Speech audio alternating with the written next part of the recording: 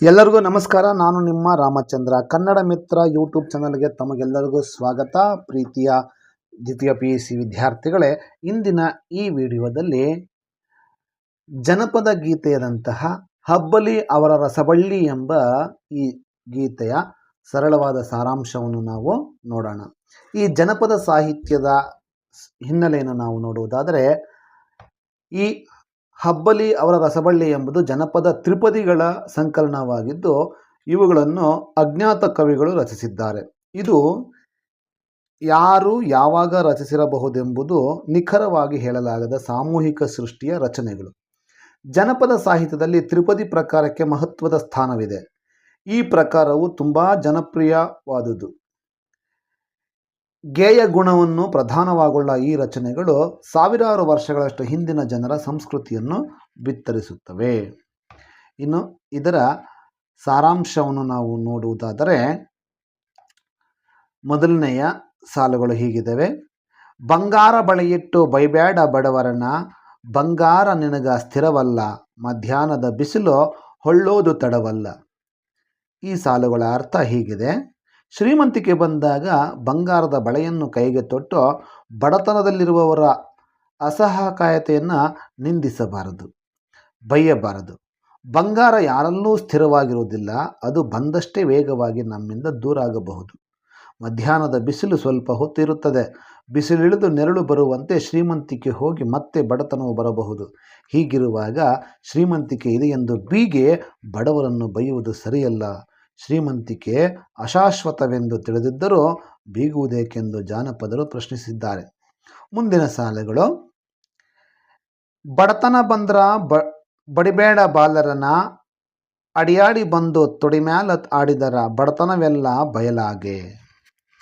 ಇದರ ಅರ್ಥ, ಬಡತನವಿದೆ ಎಂದು ಮನೆಯಲ್ಲಿರುವ ಮಕ್ಕಳನ್ನು ಹಿಡಿದು ಬಡಿಯಬಾರದು. ಬಡತನವನ್ನು ತಂದವರು ಅವರಲ್ಲ. ಬಡತನದ ನೋವನ್ನು ಮರೆಸುವ ಶಕ್ತಿ ಮಕ್ಕಳಿಗಿದೆ. ನಾವು ದುಃಖ ಚಿಂತೆಯಲ್ಲಿರುವಾಗ ಮಕ್ಕಳು ಆಡುತ್ತಾ ಬಂದು ತೊಡೆಯ ಮೇಲೆ ಕುಳಿತು ಬಾಲಲೀಲೆಗಳನ್ನು ಪ್ರದರ್ಶಿಸಿದರೆ ಸಾಕು. ನಮ್ಮ ಬಡತನದ ಚಿಂತೆ, ದುಃಖ, ಕಷ್ಟ, ನೋವುಗಳೆಲ್ಲವೂ ಓಡಿ ಹೋಗುತ್ತವೆ. ಇಂತಹ ಶಕ್ತಿ ಇರುವ ಬಾಲರನ್ನು ಬಡತನವೆಂದು ಬಡಿಯುವುದು ತರವಲ್ಲ ಎಂಬುದಾಗಿ ಜಾನಪದ ಕವಿಯು ನೀತಿ ಬೋಧೆ ಮಾಡಿರುವನು. ಮುಂದಿನ ಸಾಲುಗಳು ಹೀಗಿದೆ. ಉತ್ತಮರ ಗೆಳೆತನ ಪುತ್ಥಳಿ ಬಂಗಾರ, ಮತ್ತ ಹೀನರ ಗೆಳೆತನ ಮಾಡಿದರ ಹಿತ್ತಾಳೆಗಿಂತ ಬಲುಹೀನ. ಈ ಸಾಲುಗಳ ಅರ್ಥ, ಸಹವಾಸವೆಂಬುದು ತುಂಬ ಮುಖ್ಯ. ನಾವು ಯಾರೊಂದಿಗೆ ಸ್ನೇಹ ಬೆಳೆಸುತ್ತೇವೆ ಎನ್ನುವುದರ ಮೇಲೆ ನಮ್ಮ ವ್ಯಕ್ತಿತ್ವದ ಬೆಳವಣಿಗೆ ಅವಲಂಬಿಸಿರುತ್ತದೆ.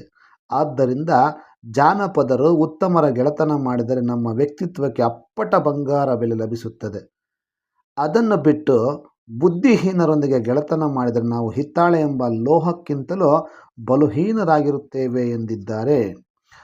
ಉತ್ತಮರ ಗೆಳೆತನ ಮುಖ್ಯ ಎಂಬ ಆಶಯವಿಲ್ಲಿದೆ. ಮುಂದಿನ ಸಾಲುಗಳು ಹೀಗಿದೆ. ಮಂದಿ ಮಕ್ಕಳೊಳಗ ಚಂದಾಗೊಂದಿರಬೇಕಾ, ನಂದಿಯ ಶಿವನ ದಯದಿಂದ ಹೋಗಾಕ ಮಂದಿ ಬಾಯಾಗ ಇರಬೇಕಾ. ಇವುಗಳ ಅರ್ಥ ಹೀಗಿದೆ. ಸಮಾಜದಲ್ಲಿ ಹೊಂದಾಣಿಕೆಯಿಂದ ಬದುಕುವುದು ಮುಖ್ಯವೆಂಬ ಅಂಶವನ್ನು ಈ ತ್ರಿಪದಿಯಲ್ಲಿ ಕವಿಯು ವಿವರಿಸಿದ್ದಾನೆ. ವ್ಯಕ್ತಿಯು ಬದುಕಿರುವಾಗ ತನ್ನ ಅಕ್ಕಪಕ್ಕದ ಜನರೊಂದಿಗೆ, ಮಕ್ಕಳು ಮರಿಗಳೊಂದಿಗೆ ಚೆನ್ನಾಗಿ ಹೊಂದಿಕೊಂಡು ಬಾಳುವುದು ಮುಖ್ಯ. ಒಂಟಿಯಾಗಿರುವುದು ಅಸಾಧ್ಯ. ಚೆನ್ನಾಗಿ ಹೊಂದಿಕೊಂಡಿರುವ ಮನುಷ್ಯನನ್ನು ಆತನ ಮರಣದ ನಂತರವೂ ಜನ ಸ್ಮರಿಸುತ್ತಾರೆ.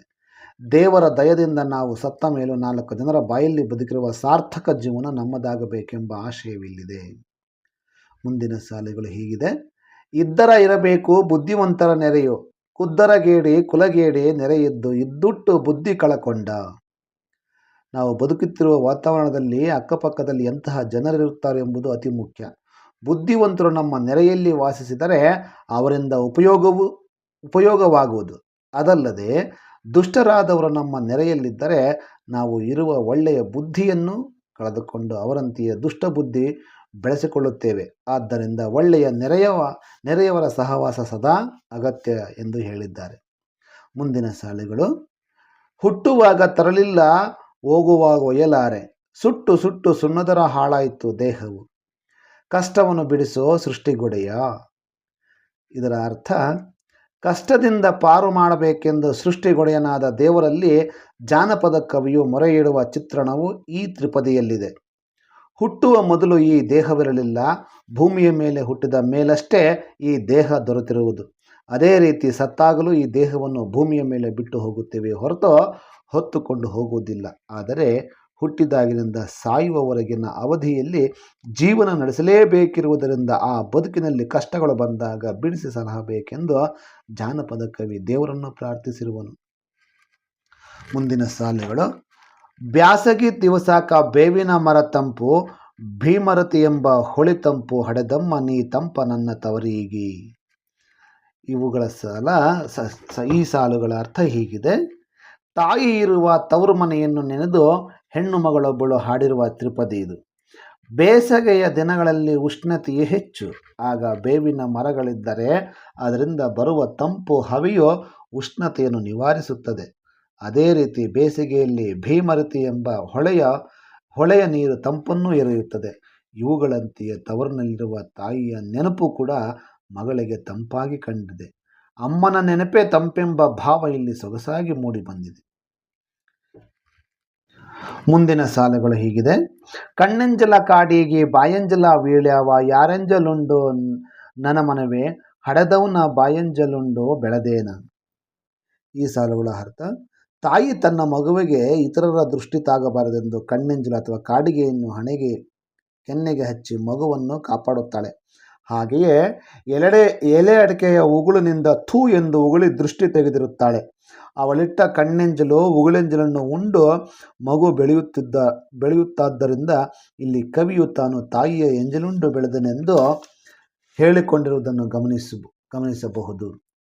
ತಾಯಿ ಮಕ್ಕಳ ನಡುವೆ ಎಂಜಲಿನ ಭೇದವಿಲ್ಲ, ಬದಲಿಗೆ ಎಂಜಲು ಅವರಿಬ್ಬರನ್ನು ಬಂಧಿಸಿದೆ ಎನ್ನಬಹುದು. ಮುಂದಿನ ಸಾಲುಗಳು ಹೀಗಿದೆ. ಯಾರು ಇದ್ದರು ನನ್ನ ತಾಯವ್ವನು ಹೋಲಾರ, ಸಾವಿರ ಕೊಳ್ಳಿ ಒಲಿಯಾಗ ಇದ್ದರ ಜ್ಯೋತಿ ನಿನ್ಯಾರ ಹೋಲಾರ. ಇವುಗಳ ಅರ್ಥ. ತಾಯಿಗಿಂತ ದೊಡ್ಡ ಬಂಧು ಇನ್ನೊಬ್ಬರಿಲ್ಲ, ಆದ್ದರಿಂದ ಅವಳ ಸ್ಥಾನವನ್ನು ಬೇರೆ ಯಾರಿಗೂ ತುಂಬಲು ಸಾಧ್ಯವಿಲ್ಲ. ಯಾರಿದ್ದರೂ ತಾಯಿ ಇದ್ದಂತೆ ಆಗುವುದಿಲ್ಲ. ಒಲೆಯೊಳಗೆ ಸಾವಿರ ಕೊಳ್ಳಿ ಧಗಧಗನೆ ಉರಿಯುತ್ತಿರಬಹುದು, ಆದರೆ ಅವು ಮನೆಯನ್ನು ಬೆಳಗುವ ಹಣತೆಯ ಜ್ಯೋತಿಗೆ ಸರಿಸಾಟಿ ಇಲ್ಲ. ಅದರಂತೆಯೇ ನಮ್ಮ ಬಾಳನ್ನು ನುರಿದು ಬೆಳಗುವ ತಾಯಿಗೆ ಇನ್ಯಾರು ಹೋಲಿಕೆಯಾಗರು ಎಂದು ತ್ರಿಪದಿಯು ಅತ್ಯಂತ ಸುಂದರವಾಗಿದೆ. ಮುಂದಿನ ಸಾಲುಗಳು ಹೀಗಿದೆ. ಹೆಣ್ಣು ಮಕ್ಕಳ ದುಃಖ ಹೆತ್ತವ್ವ ಬಲ್ಲಳು, ಹುತ್ತದ ಒಳಗಿರೋ ಸರಪೋನ ಬೇಗೆಯ ನೆತ್ತಿ ಮೇಲಿರುವ ಶಿವಬಲ್ಲ. ಈ ಸಾಲುಗಳ ಅರ್ಥ ಹೀಗಿದೆ. ಹೆಣ್ಣು ಮಕ್ಕಳ ದುಃಖವನ್ನು ತಾಯಿ ಮಾತ್ರವೇ ಅರ್ಥ ಮಾಡಿಕೊಳ್ಳಬಲ್ಲಲು. ತಂದೆಗಾಗಲಿ ಗಂಡನಿಗಾಗಲಿ ಹೆಣ್ಣು ಮಕ್ಕಳ ದುಃಖದ ತೀವ್ರತೆ ಅರಿವಾಗುವುದಿಲ್ಲ. ತನ್ನ ತಲೆಯ ಮೇಲಿರುವ ಸರ್ಪದ ವಿಷದ ಬೇಗೆಯ ಅರಿವು ಶಿವನಿಗಾಗುವಂತೆ ಹೆಣ್ಣಿನ ದುಃಖ ಹೆತ್ತ ತಾಯಿಗೆ ಮಾತ್ರವೇ ಅರ್ಥವಾಗುವುದೆಂದು ಇಲ್ಲಿ ಹೇಳಲಾಗಿದೆ. ಮುಂದಿನ ಸಾಲುಗಳು.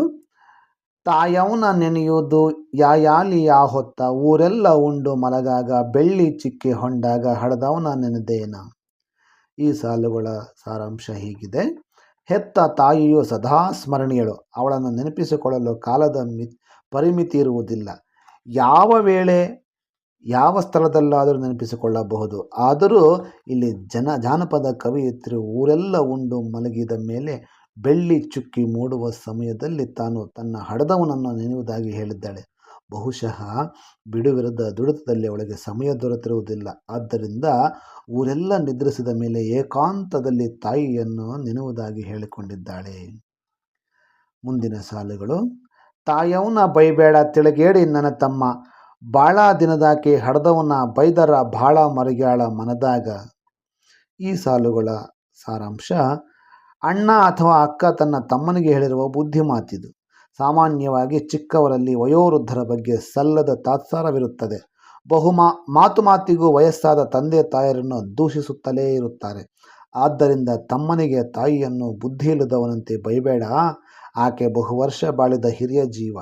ಚಿಕ್ಕವನಾದ ನೀನು ಬೈದರೆ ಮನಸ್ಸಿಗೆ ತುಂಬ ದುಃಖವಾಗಿ ಆಕೆ ಕೊರಗಬಹುದೆಂದು ಬುದ್ಧಿ ಹೇಳುವ ಸಂದರ್ಭ ಇದಾಗಿದೆ. ಮುಂದಿನ ಸಾಲುಗಳು. ತಾಯಿ ಇಲ್ಲದ ತವರಿಗೆ ಹೋಗದಿರೋ ನನ್ನ ಮನವೇ, ನೀರಿಲ್ಲದ ಕೆರೆಗೆ ಕರು ಬಂದು ತಿರುಗಾಗ ಆಗ ನೋಡವರ ದುಃಖಗಳ. ಈ ಸಾಲುಗಳ ಅರ್ಥ ಹೀಗಿದೆ. ತಾಯಿ ಇದ್ದರೆ ಮಾತ್ರ ತವರಿಗೆ ಅರ್ಥ. ತಾಯಿ ಇಲ್ಲದ ತವರಿನಲ್ಲಿ ಮಗಳಿಗೆ ಯಾವ ಪ್ರೀತಿ ಆದರಗಳೂ ದೊರೆಯವು. ದೊರೆತರೂ ತಾಯಿ ಪ್ರೀತಿಯನ್ನು ನಾವು ನೀಡವು. ಆದ್ದರಿಂದ ಹೆಣ್ಣು ಮಗಳೊಬ್ಬಳು ತನ್ನ ಮನಸ್ಸಿಗೆ ತಾಯಿ ಇಲ್ಲದ ತವರಿಗೆ ಹೋಗಬೇಡವೆಂದು ಬೇಡಿಕೊಳ್ಳುತ್ತಿದ್ದಾಳೆ. ತಾಯಿ ಇಲ್ಲದ ತವರು ಮನೆಗೆ ಹೋಗುವುದೆಂದರೆ ನೀರಿಲ್ಲದ ಕೆರೆಗೆ ಬಾಯಾರಿದ ಕರು ಬಂದು ನಿರಾಸೆಯ ದುಃಖದಿಂದ ಹಿಂದಿರುಗದಂತೆಂದು ಆಕೆ ಹೇಳಿರುವವಳು. ಮುಂದಿನ ಸಾಲುಗಳು ಹೀಗಿದೆ. ಉಂಗೂರ ಉಡುದಾರ ಮುರಿದರ ಮಾಡಿಸಬಹುದು, ಮಡದಿ ಸತ್ತರ ತರಬಹುದು, ಹಡದಂತ ತಂದೆ ತಾಯಿಯಲ್ಲಿ ಸಿಕ್ಕಾರ. ಈ ಸಾಲುಗಳ ಅರ್ಥ ಹೀಗಿದೆ. ತಂದೆ ತಾಯಿಗಳು ಮಾರುಕಟ್ಟೆಯಲ್ಲಿ ಸಿಗುವ ವಸ್ತುಗಳಲ್ಲ.